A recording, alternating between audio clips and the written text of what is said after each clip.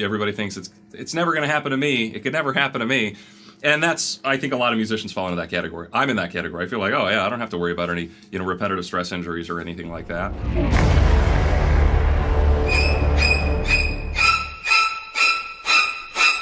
Who do you think is more at risk? Musicians, cleaners, athletes, or office workers? I would maybe say office workers, because they're doing all the sitting, but they're getting zero exercise. At least a live musician gets to jump around on stage now and then, get a little cardio, does some heavy. But if you're in an office all day long and that's all you're doing is sitting and hunched over your desk, I would think that's, I would think that would be like your shortest life expectancy right there. But athletes, I feel, since they're physically training, they're subjecting themselves to more risk, but their body's also conditioned to deal with those risks better. The being conditioned through exercise is actually an important point, because quite a lot of articles have thrown up that experts say that a big risk factor for musicians is that they don't tend to be active people.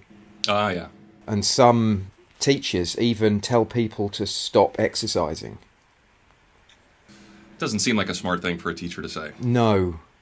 If it's something like stop playing rugby or American football, that's good advice for someone who uses their fingers.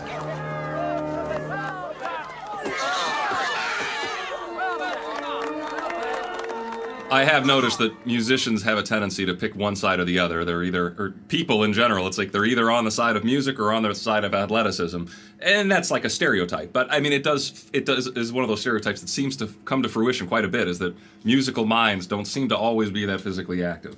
It doesn't mean it has to always be that way. A good example is John Petrucci, one of my guitar idols from the progressive rock genre. He was a skinny, scrawny little progressive guitar player his entire life. These days. And then all of a sudden, what was that? He's quite big these days.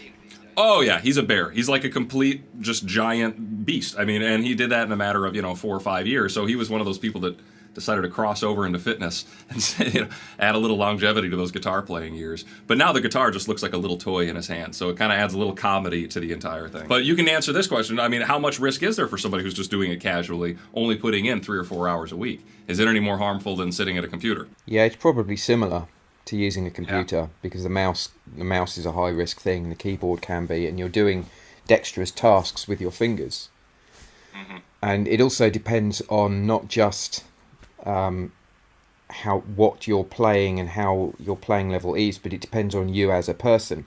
Are you an active person, and were you active as a child? Because you can actually change your genetic makeup with exercise, and it's been shown quite recently that if you exercise, particularly when you're young, you switch parts of your genes on that will respond to exercise when you're an adult.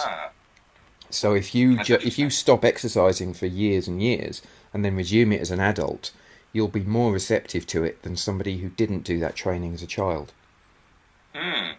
I think, I should exercise more. I did have a nice weightlifting regimen for quite a while, and I was working on my posture. And then once I pulled out my back, doing deadlifts in the wrong form, I kind of took a little break, and then I never got back into the habit because I didn't have weights in my house anymore. So I do intend, my personal goal is to be able to find a living situation where I can have the weights back in my house, put a squat cage back there again, and get into that regimen of lifting 3 times a week, because I felt great. Every part of me felt better when I was doing that. And it fit into my schedule when it was in my house. Now my life is much sillier, and of course I could make the time, but I won't unless it's in my living quarters. So I'm working on that, though. I am working on trying to get things. You could start with body weight exercises. There are a couple of good channels on YouTube for that kind of thing. Yeah, it's a good point. When it was in my house, I did the work. When it wasn't in my house, I didn't do the work. I'm very lazy, but I know that if I can turn it into a routine by waking up, getting coffee, and then doing my exercises, then I'm fine with that. It's just that whole process of driving, going to the gym, it just takes up too much time out of my day, and I'm very lazy. So yeah, if you know what works for you and you can do that, that's great. Mm-hmm, yeah. But bodyweight exercise would be a good thing to tide me over until that point, for sure.